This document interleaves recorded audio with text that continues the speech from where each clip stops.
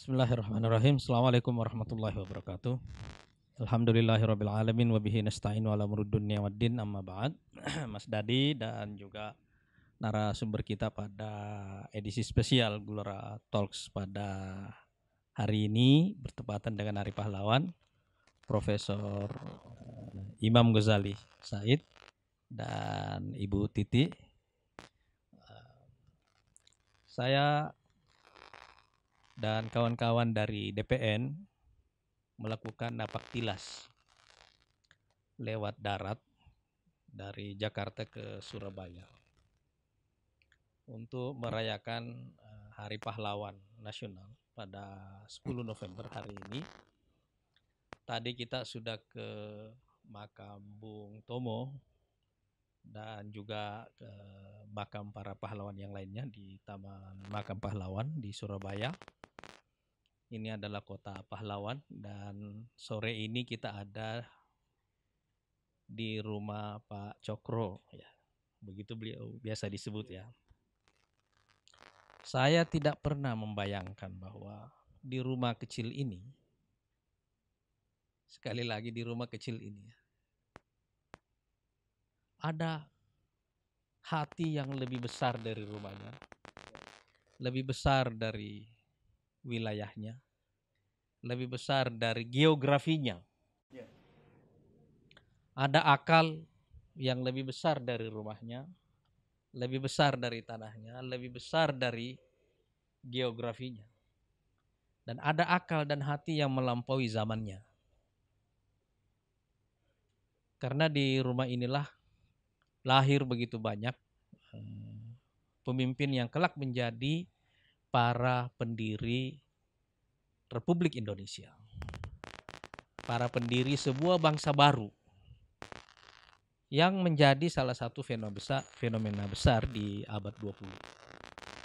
Kami sengaja melakukan perjalanan darat ini karena kita ingin benar-benar mendapatkan cita rasanya. Dan ketika saya masuk ke rumah Pak Cokro ini, saya membayangkan sumpeknya dulu orang-orang yang kos di rumah ini. Ya. Dulu kan tidak ada AC. Saya bisa membayangkan dulu. Waktu saya menonton filmnya Pak Cokro yang diperankan oleh Mas Reza Rahardian, saya pikir rumahnya mungkin agak besar ya. Tapi setelah saya masuk ke rumahnya, saya membayangkan betapa sumpeknya orang. Tapi di ruang yang sumpek seperti ini, yang kecil seperti ini, pikiran orang luar biasa besarnya, jiwa orang luar biasa besarnya. Jadi saya bertanya, apa yang membuat seseorang itu menjadi pahlawan? Dan sekarang saya menemukan jawabannya, mereka melakukan hal yang benar pada waktunya. Apa yang mereka diskusikan di sini, apa yang mereka lakukan di sini. Pak Cokro memimpin, mendirikan organisasi Syarikat Dagang, kemudian nanti berubah menjadi Syarikat Islam. Beliau membangkitkan semangat ekonomi kaum pribumi. Saya kira istilah pribumi pada waktu itu tentu saja sangat tepat ya. Cuma kalau sekarang saya tidak terlalu ingin menggunakan istilah pribumi dan non-pri seperti itu, karena pada dasarnya semua warga Indonesia selesai warga Indonesia. Tapi orang-orang yang melakukan hal yang benar pada waktunya tidak pernah menghitung dampak dari apa yang mereka lakukan itu. Tapi kemudian tercatat di dalam sejarah kita bahwa yang mereka lakukan itu, yang mungkin pada waktu mereka melakukannya, itu mereka tidak pernah membayangkannya bahwa pada suatu waktu akan menjadi satu ledakan sejarah yang dahsyat yang melahirkan satu republik namanya Indonesia. Tapi suasana kepahlawanan itu justru terjadi di situ. Proses pencatatan sejarah justru terjadi dalam kesumpekan itu. Dalam diskusi-diskusi yang rumit di tengah tekanan hidup yang sangat berat, mereka berusaha melakukan hal yang melampaui apa yang mereka miliki. Karena itu yang kita sebut sebagai tindakan kepahlawanan per definisi adalah satu pencapaian yang melampaui sumber daya. Sumber dayanya sangat terbatas, tetapi pencapaiannya luar biasa besarnya. Selisih antara sumber daya dan pencapaian inilah yang kita sebut sebagai tindakan kepahlawanan. Tapi apa yang mendorong orang mau hidup dalam tekanan akibat keterbatasan sumber daya, tapi ingin mencapai hal yang sangat besar, yang tidak dimungkinkan oleh sumber dayanya?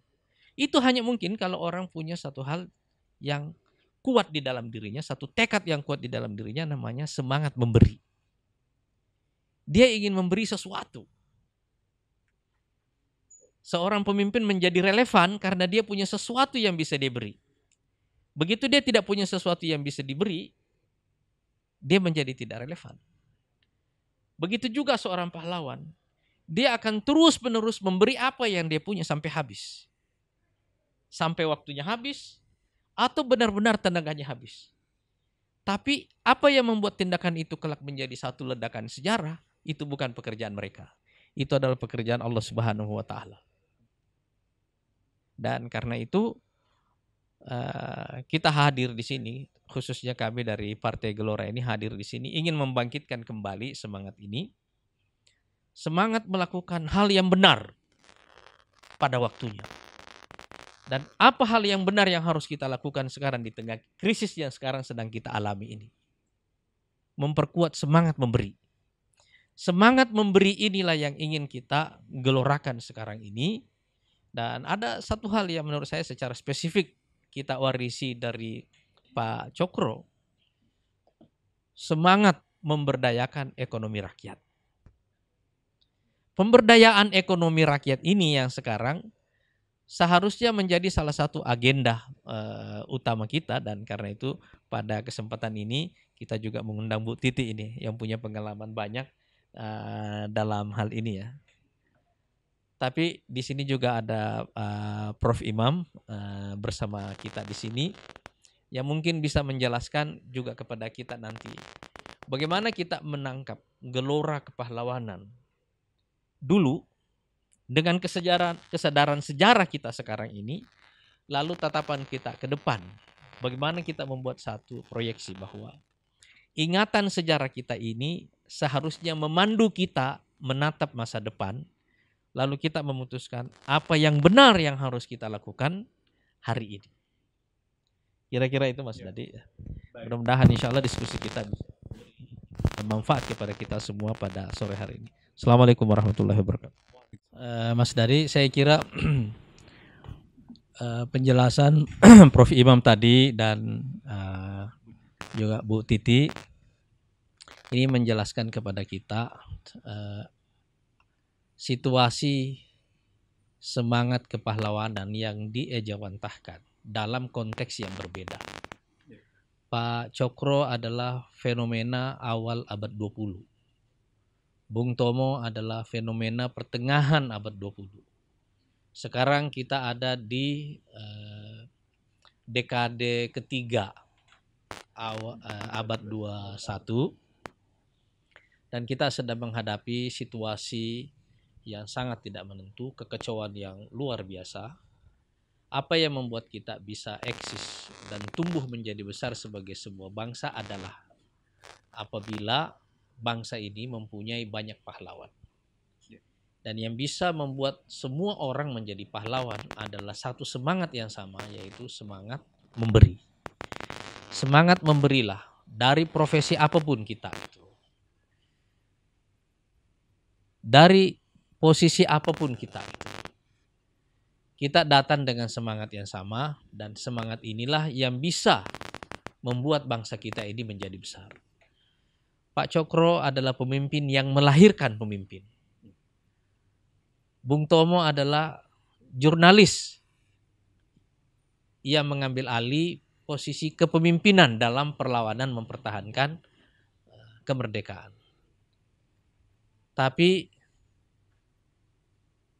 resolusi jihad yang dilahirkan oleh para ulama adalah kontribusi luar biasa yang meneguhkan tekad rakyat Indonesia untuk mempertahankan kemerdekaan kita, walaupun ongkosnya harus dibayar dengan nyawa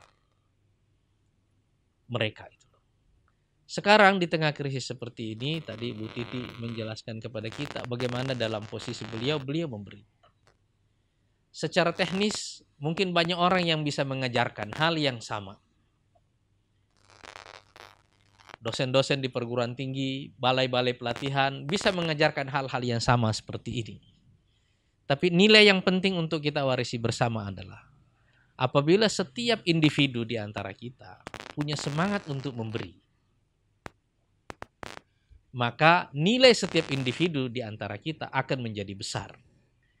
Apabila individu yang menjadi besar ini digabung dengan individu-individu yang lain dengan semangat memberi yang sama yang membuatnya punya nilai yang lebih besar, maka bangsa kita secara keseluruhannya akan menjadi bangsa yang besar. Jadi kita selalu mendengarkan slogan bahwa bangsa besar adalah bangsa yang menghargai pahlawannya.